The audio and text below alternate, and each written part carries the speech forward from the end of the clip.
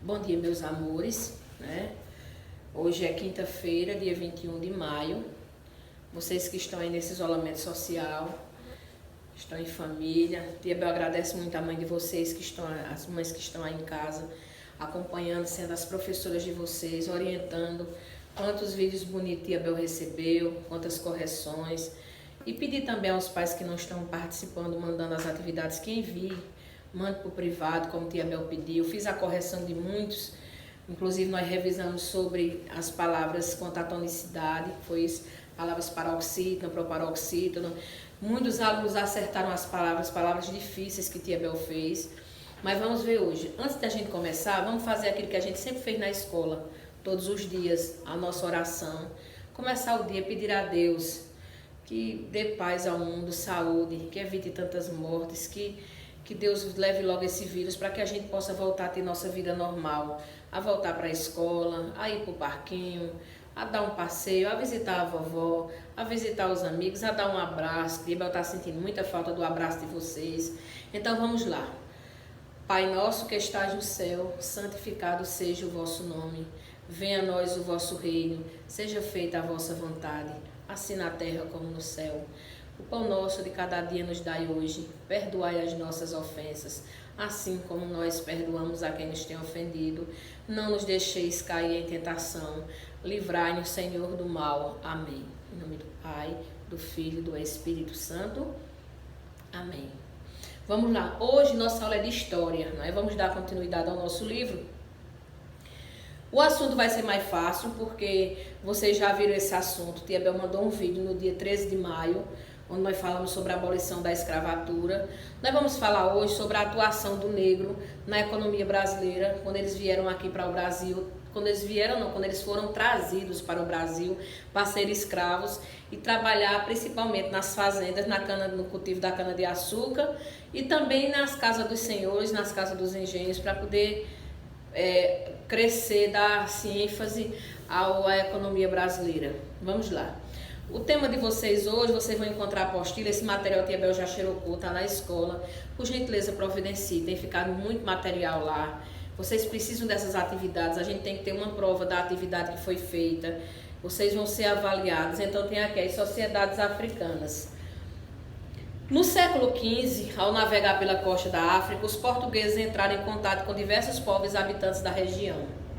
Cada povo africano tinha um modo de vida particular, com sua própria língua e seus costumes. Esses povos tinham também diferentes formas de se organizar politicamente. Alguns eram nômades, quer dizer, ficavam trocando de lugar por lugar, sempre que acabava a alimentação, ou seja, não tinham moradia fixa e viviam se mudando de lugar. O que levava ele a mudar era a falta de alimento naquela região. Outros se uniam em pequenas aldeias familiares, sob a liderança de um rei ou de uma rainha, de acordo com os costumes de cada povo. Além disso, haviam impérios com governos centralizados que dominavam vários povos e grandes extensões de terra. Nós temos aí alguns povos da África que vocês vão ler. Os berberes eram um pouco nômades, habitavam a região do deserto do Saara. Eles formavam caravanas e percorriam o deserto praticando comércio, conectado regiões norte e sul do Saara. Tinha os mandingas também, formavam o Império Mali, unidade política que dominou uma extensa área do oeste da África, que incluía vários povos. Eles construíram diversos centros religiosos, conhecidos como mesquitas. Tinha também os iorubás, formavam aldeias lideradas por um chefe. Esse líder submetia-se a um rei, conhecido como Oni. Os iorubás dominavam a metalúrgica e produziam obras de arte e instrumentos de metal. Então aqui tem uma pequena descrição dos povos lá na África, não é? Eles tinham aldeias, tinham religião, tinham costumes diferentes.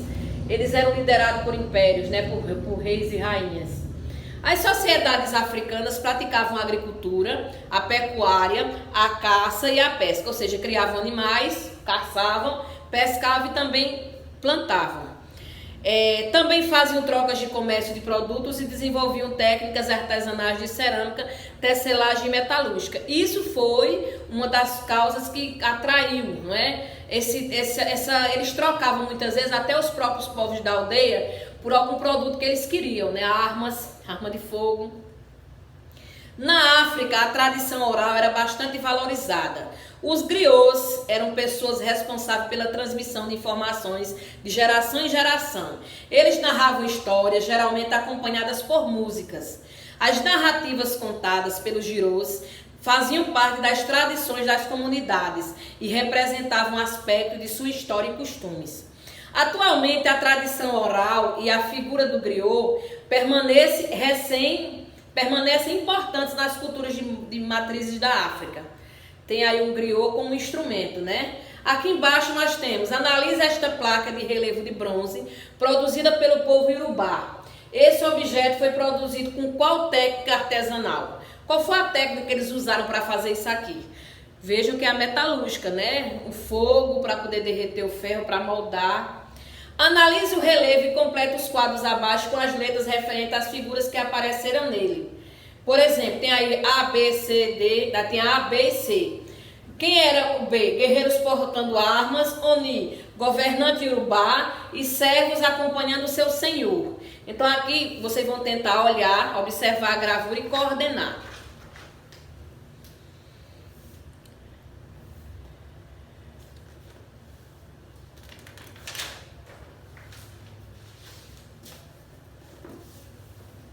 Então vejam, aqui vocês vão ver um pouquinho, não é, dessas sociedades africanas, como eles vivem, não é? Tem também aqui, você já parou para pensar como é possível termos tantas informações sobre todos esses estudos através de quê? Das fontes históricas, que são livros, não é? São recursos que a gente utiliza realmente para poder tentar ver e saber o que aconteceu no passado, né? Existem fontes que são muito profundas, não é? Então, vocês vão trabalhar hoje essas sociedades africanas aí e vamos também agora conhecer um pouquinho sobre a mão de obra africana, não é isso? Vamos ver aqui o que é que está dizendo a mão de obra africana. Continuando o nosso assunto, nós temos: com o aumento da produção do açúcar no Brasil, os colonos precisariam de quê? De mão de obra. Os portugueses tentaram escravizar os índios, mas não deu muito certo, como Tia Bel já tinha falado antes. Então, desse modo, o tráfico começou a ser traficado negros para o Brasil. Com toda essa cultura que eles tinham lá, então, eles foram vendidos, trocados, como Tia Bel falou anteriormente. Desse modo, o tráfico de escravizados tornou-se um grande negócio para a coroa portuguesa, que lucrava com os impostos desse comércio. Os africanos eram trazidos em navios, era chamado de navios negreiros. Vocês lembram que Tia Bel relatou no dia 13 de maio, era uma situação muito precária, falta de higiene, falta de respeito, eles vinham escondidos porque não era uma coisa legal, não é? Então muitos deles não sobreviviam às condições degradantes das quais eram submetidos. Quando chegavam ao Brasil, os africanos eram muitas vezes separados de seus familiares para que fossem vendidos no mercado dos escravizados. Lá eles colocavam os escravos como se fosse mercadoria, não é isso? A escravidão, ela foi uma prática adotada por diversos povos ao longo da história.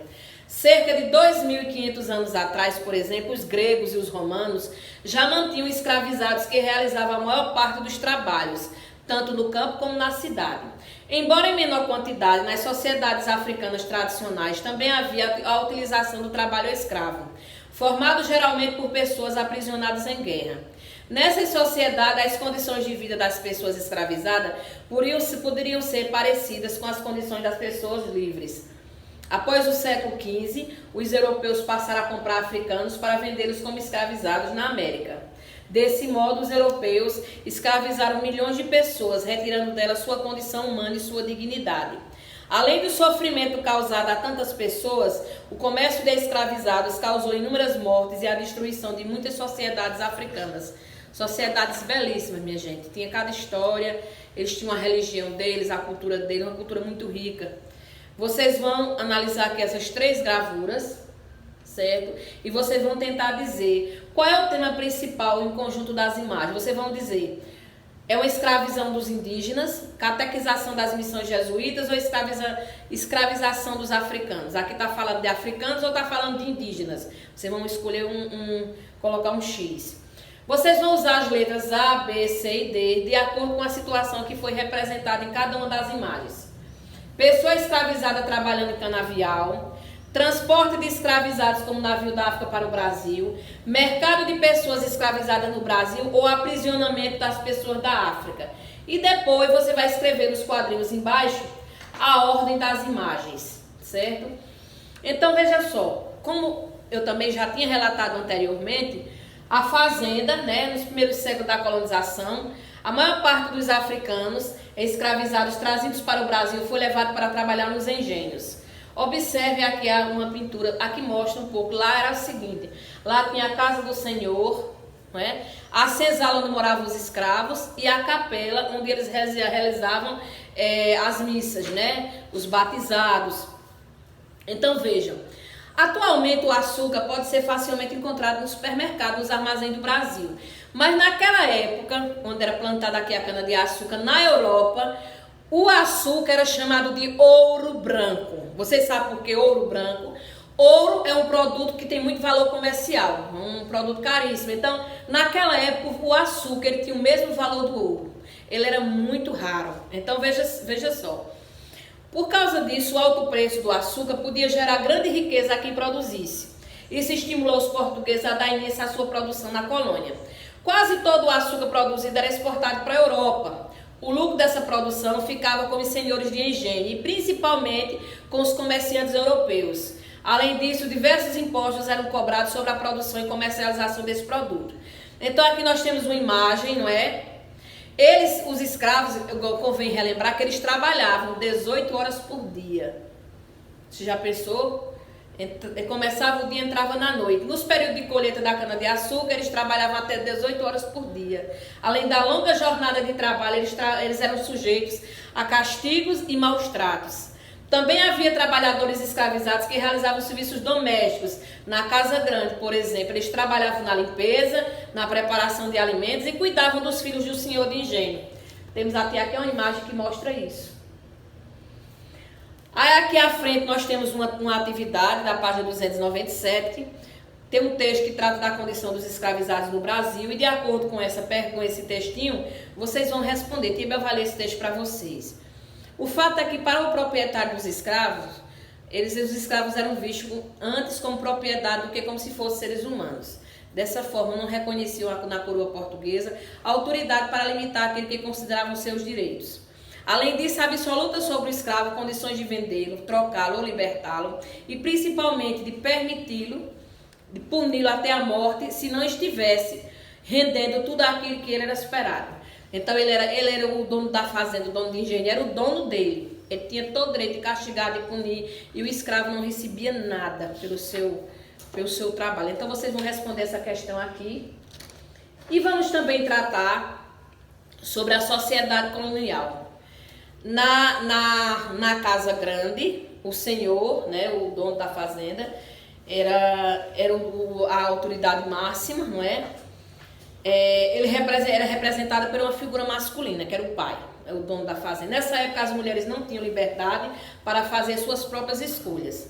A educação de meninas e meninos era diferente. As meninas eram educadas para casar, ser mães e cuidar da casa. E os meninos eram educados para trabalhar fora e realizar todo tipo de atividade. Além da estrutura patriarcal vem de pai, né? Aquela figura masculina.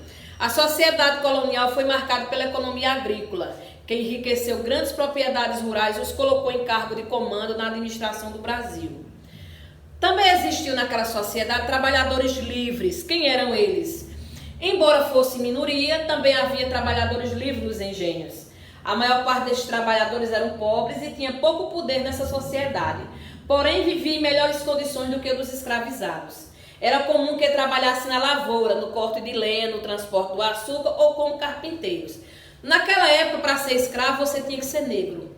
Se você fosse negro, automaticamente você já era escravo. E os negros que chegavam no Brasil, eles eram trazidos da África. As mulheres, pobres, auxiliavam seus familiares na lavoura e cuidavam dos serviços domésticos. Em geral, também deviam obediência a alguma figura masculina, como um parente ou um marido. Os escravos, os negros, eles eram escravizados, punidos, castigados, mas existiam alguns deles que não, eles resistiam a essa escravidão. Eles tinham uns defensores na época que eram chamados de abolicionistas, que eles lutavam para poder ver se acabava com a escravidão. Desculpem.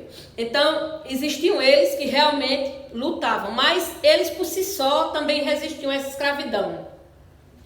Os africanos ou afrodescendentes, como sempre resistiam à escravidão, eles resistiram, por exemplo, preservando elementos de suas culturas, como práticas religiosas, festas e comemorações.